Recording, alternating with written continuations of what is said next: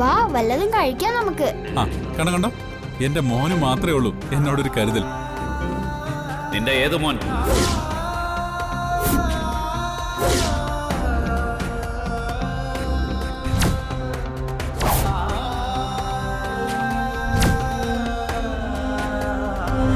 അല്ല, നീ വന്നപ്പോ മുതലേ ശ്രദ്ധിക്കുന്നത് ഞാനും രുക്മിണി അറിയാതെ നിനക്കേതാ ഒരു മോൻ?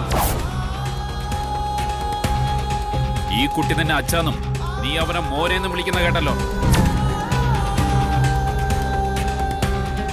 നീ എന്താ ഞങ്ങളെ കബളിപ്പിക്കായിരുന്നു ഇത്രയും കാലം? ആരതി, നിങ്ങൾ അകത്തിയെന്ന് എനിക്കെന്താ കഴിക്കാനുള്ളത് നോക്ക്. അച്ചൂട്ടനെ കൂടെ കൂട്ടിക്കാം.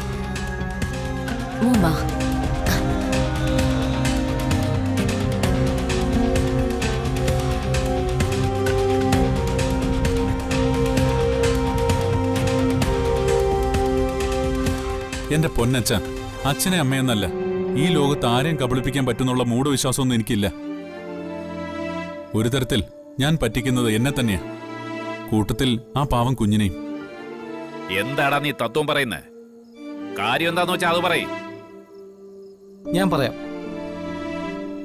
അഞ്ജലി ചേച്ചിയുടെ കുഞ്ഞാ ഈ അച്ചൂട്ടൻ. കുഞ്ഞിലെ തന്നെ അമ്മയും അച്ഛനും മരിച്ചുപോയി. ഒരു ദിവസം സ്കൂളിലെ ഫാദേഴ്സ് ഡേക്ക് എല്ലാ കുട്ടികളും അച്ഛനെ വിളിച്ചോണ്ട് ചെല്ലണമെന്ന് പറഞ്ഞു. അപ്പോ ഇവന് മാത്രം കൂട്ടിയെല്ലാൻ അച്ഛനില്ലായിരുന്നു. ആ വിഷമം നേരിട്ട് മനസ്സിലാക്കിയപ്പോ വലിയേട്ടൻ ആ വേഷം കെട്ടി അവന്റെ കൂടെ സ്കൂളിൽ പോയത്. അന്നു മുതല് അവൻ വലിയേട്ടനെ അച്ഛാന്ന് വിളിച്ചു. മാത്രമല്ല, മറ്റു കൂട്ടുകാരോടും അവൻ വലിയേട്ടനെ പരിചയപ്പെടുത്തിയത് സ്വന്തം അച്ഛനാണെന്നാ. പിന്നീട് തിരിച്ചു പോരുമ്പോ അവനെ വെളിതിരുത്താൻ തീരെ മനസ്സിലായിരുന്നു.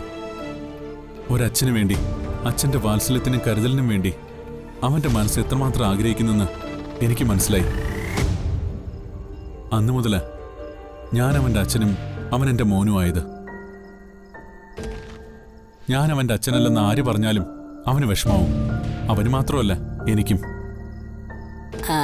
ചന്ദ്രേട്ടന്റെ വിഷമം എനിക്ക് മനസ്സിലായി. അന്യനായ ഒരു കുഞ്ഞ് സ്വന്തം മകനെ അച്ഛാ എന്ന് വിളിക്കുന്നത് അംഗീകരിക്കാൻ ആർക്കായാലും അല്പം പ്രയാസം ഉണ്ടാവും. പക്ഷേ ഇതൊരു നല്ല കാര്യത്തിനാണ് ചന്ദ്രേട്ട.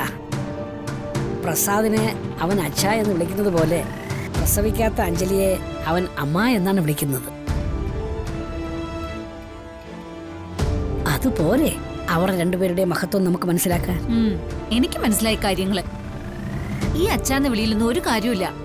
അല്ലെങ്കിൽ തന്നെ നാളെ അഞ്ജലിയെ പ്രസാദ് കല്യാണം കഴിച്ച അച്ചൂട്ടന് ആ വിളിയെന്നെ തുടരാലോ. അതെ, അത് തന്നെ. എല്ലാം നല്ലതിനാണെന്ന് വിചാരിക്കും ചന്ദ്രേട്ടാ. ഭഗവാന്റെ നിശ്ചയം ആർക്കാ മറികടക്കാൻ കഴിയാ? അതും അങ്ങനെയാണെന്ന് കരുതിയാ മതി. അതെ അതെ, ഈശ്വരോ രക്ഷതു. പ്രസാദേ വാ, ഭക്ഷണം കഴിക്കാം.